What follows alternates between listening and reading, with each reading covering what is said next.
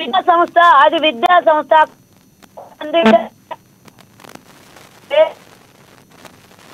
సంస్థ అయితే అక్రమంగా కట్టొచ్చా అండి? విద్యా సంస్థ అక్రమంగా కట్టొచ్చా? బడుగు కాపురం చేసే కుటుంబాలను కూలగొట్టి వాళ్ళని నిర్వాసితం చేసి రోడ్డు పైన మాట్లాడితే వినపడదు. రామ్మోహన్ గారు, రామ్మోహన్ గారు మీరు మాట్లాడితే వినపడదు. ఒక్క నిమిషం. ఎందుకంటే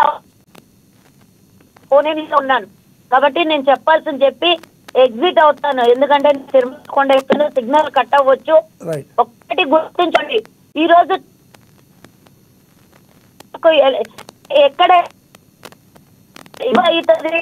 అని తెలిసినా కూడా రేపు రాబోయే ఎస్, మీ వాయిస్, మీ దగ్గర సిగ్నల్ సరిగ్గా లేదు సుజాత గారు, వాయిస్ మొత్తం బ్రేక్ అవుతుంది. థ్యాంక్ యూ, ధన్యవాదాలండి సుజాత గారు. మీ దగ్గర వాయిస్ సరిగ్గా లేదు, సిగ్నల్ సరిగ్గా లేదనుకుంటా. ఎస్, శివలాల్ గారితో మాట్లాడదాం, కాంగ్రెస్ నేత, ఆయనతో మాట్లాడదాం. శివలాల్ గారు ప్లీజ్ రియాక్ట్ అవ్వండి. చెప్పండి లక్ష్మీనాథ్ గారు. మీరు ఇప్పుడు జరుగుతున్న సిచ్యువేషన్స్ చూస్తున్నారు. మూసీ నది చుట్టూ రాజకీయం జరుగుతున్నట్టుగా కనబడుతుంది చూస్తుంటే. మీరు ఉన్నట్టుండి పేదలకి సమయం ఎక్కువ లేకుండా ఒకేసారి ఈ విధంగా ఏ రకంగా చేస్తారు? వాళ్ళ యొక్క ఇళ్లను కూలగొడితే వాళ్ళు ఎక్కడికి వెళ్తారు? పిల్ల జల్ల. మీరు ఈ రకంగా చేయడం కరెక్ట్ కాదు అని చెప్పి విమర్శలు వస్తున్నాయి, ఏమంటారు మీరు? ముందుగా అమ్మా న్యూస్ ప్రేక్షకులకు, మీకు ప్యానెల్ ఉన్న వారికి నమస్కారం. ఒకటి ఏమంటే లక్ష్మణ గారు, గవర్నమెంట్ ఒక డిసిషన్ తీసుకొని హైడ్రా అనేది పెట్టి ఒక రకంగా ఇంతకుముందు మన పాపిరెడ్డి గారు చెప్పినట్టు, వెంకటరెడ్డి గారు చెప్పినట్టు, లేకపోతే మన రామ్మోహన్ అన్నట్టు, ఏమంటే ఇక్కడ మొత్తానికి ఎవరైతే ఉన్నారో ఒక 2-3 కూలగొట్టడం జరిగింది. ఎన్ కన్వెన్షన్ అనుకోండి, లేకపోతే ఇంకోటి ఆ మిరాలం ట్యాంక్ దగ్గరది కూడా ఎవరు మాట్లాడతలేరు. ఎందుకంటే ఆపోజిషన్ పార్టీ బహుశా మాట్లాడకపోవచ్చు, కాంగ్రెస్ పార్టీ మేమే మాట్లాడాలి. ఎందుకంటే మిరాలం ట్యాంక్ దగ్గర ఏదైతే ఎఫ్టీఏలో కబ్జా ఉండేనో అది ఎంఐఎం ఎమ్మెల్యేదే ఫస్ట్ అక్కడ కూడా స్టార్ట్ అయింది, ఎన్ కన్వెన్షన్ అయింది. తర్వాత మొత్తానికి ఇటు వెళ్ళిపోవడంతో మొత్తానికి మళ్ళా కేటీఆర్ దగ్గర పోయిన తర్వాత కథ అంతా మళ్ళీ అక్కడిక్కడ తిరిగింది. మళ్ళీ తర్వాత ముఖ్యమంత్రి రేవంత్ రెడ్డి గారి అన్న దగ్గరికి పోవడం జరిగింది. ఇవన్నీ ఒక రకంగా ప్రజలు అటు ఇటు అనేది కూడా ఆలోచిస్తుండ్రు.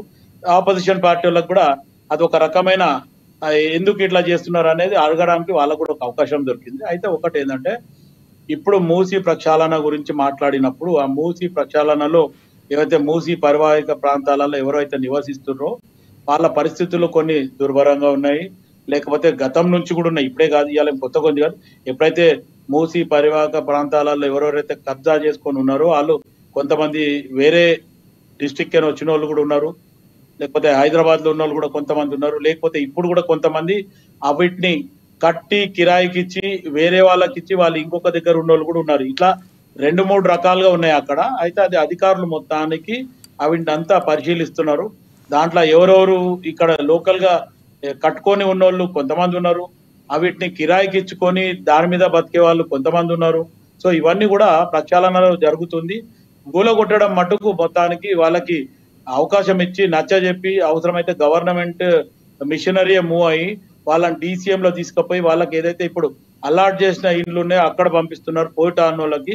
మిగతా వాళ్ళకి ఇప్పుడు సుజాత గారు చెప్పినట్టు అదైతే అక్కడ మార్క్ వేసి మీరు విత్ ఇన్ నో టైంలో ఇంత టైంలో మీరు వెళ్లాల్సి వస్తుంది, ఇదంతా మేము గులగొడతాం అనేది చెప్పడం జరిగింది. కొన్ని జాగాలలో వాగ్వాదం జరిగింది వాస్తవము, కొన్ని జాగాలలో మటుకు ఖచ్చితంగా ప్రజలు సానుకూలంగా స్పందించి సరే మేము వెళ్తామని వెళ్ళిన వాళ్ళు కూడా ఉన్నారు. అయితే ఈ 2 రకాల మధ్యన ఇప్పుడు నేను బహుశా మా రామ్మోహన్ కి కోపం వస్తుంది, ఒక వాయిస్ వినడం జరిగింది బీఆర్ఎస్ శ్రేణుల నుంచి. కొంచెం కేటీఆర్ మీడియా అంతా మొత్తం ఆడ ఏదైతే ఇట్లాంటి పరిస్థితులు జరుగుతున్నాయో కూలగొట్టే పరిస్థితి ఉందో అక్కడ వెళ్ళి 2,000 రూపాయలు వాళ్ళకి ఇస్తున్నారు, వాళ్ళు ప్రజలలో వెళ్ళి బీఆర్ఎస్ క్యాండిడేట్ గా అపోజ్ చేస్తున్నట్టు మాట్లాడాలనేది అక్కడ ఒక రూల్.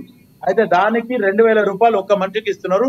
ఆ మీటింగ్ లో పోవాలి, మీరు కూడా ప్రజలలో అక్కడ ఒక లోకల్ వ్యక్తి లాగానే మీరు మాట్లాడాలనేది నా దగ్గర ఈ రోజు ఆ వీడియో రికార్డింగ్ సాక్ష్యం ఉంది, నేను అది పంపిమంటే కూడా నీకు పంపిస్తాను. ఓకే. సో ఇటువంటి పరిస్థితులు జరుగుతున్నాయి. ఎందుకంటే ప్రజలకు అక్కడ ఎవరికైతే ఇబ్బంది ఉందో వాళ్ళు మాట్లాడితే దాన్ని సమంజసం, అటు పోయిన అధికారులు కానీ గవర్నమెంట్ కి కానీ వాళ్ళు రిప్రజెంటేషన్ ఇవ్వచ్చు. కానీ ఆపోజిషన్ పార్టీ ఏదైతే గతంలో మేము చేయలేని పరిస్థితి, ఈరోజు స్వయాన గత ముఖ్యమంత్రి తెలంగాణ తొలి ముఖ్యమంత్రి కేసీఆర్ కూడా చెప్పడం జరిగింది ఆయన వీడియోలో, మొత్తానికి కొన్ని కబ్జాలు ఉన్నాయి, ఈ కబ్జాలన్నీ తీస్తాము, ఈ కబ్జాలు తీస్తే ఎవరు కూడా దీని గురించి మాట్లాడొద్దు అన్నాడు.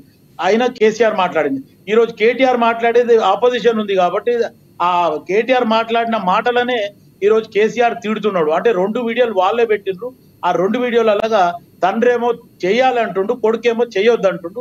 ఇటువంటి పరిస్థితిలో ఈ రోజు జరుగుతుంది. ఇంకోటి హైడ్రా కమిషనర్ గారు కూడా ఇంతకుముందు మీరు లైవ్ లో మాట్లాడిపించినప్పుడు ఆయన కూడా చెప్పడం జరిగింది. ఏమని, ఏదైతే ప్రజలలో 2 రకాలుగా ఆలోచనలు, రామ్మోహన్ గారు మిమ్మల్ని ఏదో ప్రశ్న అడుగుతున్నారు, అందరు మమ్మల్ని మెచ్చుకున్నారు. శివలాల్ గారు రామ్మోహన్ గారు మిమ్మల్ని ఏదో ప్రశ్న అడుగుతారు. రెండిట్లో కూడా ప్రజలకైనా సరే అటు బడాబాబులకైనా సరే ఎవరికి మినహాయింపు ఉండదు, ఖచ్చితంగా చేస్తాం. ఇంతకుముందు ఎవరో మన ప్యానెల్ లో మాట్లాడేవారు ఎంఐఎం వాళ్ళది కూలగొట్టరా అని అడిగిండ్రు. ఎంఐఎం వాళ్ళది ఫస్ట్ మిరాలం ట్యాంక్ దగ్గర కూలగొట్టింది, అది కూడా 4 ఫ్లోర్స్ బిల్డింగ్. ఫస్ట్ ఎంఐఎం వాళ్ళదే, ఎంఐఎం ఎమ్మెల్యే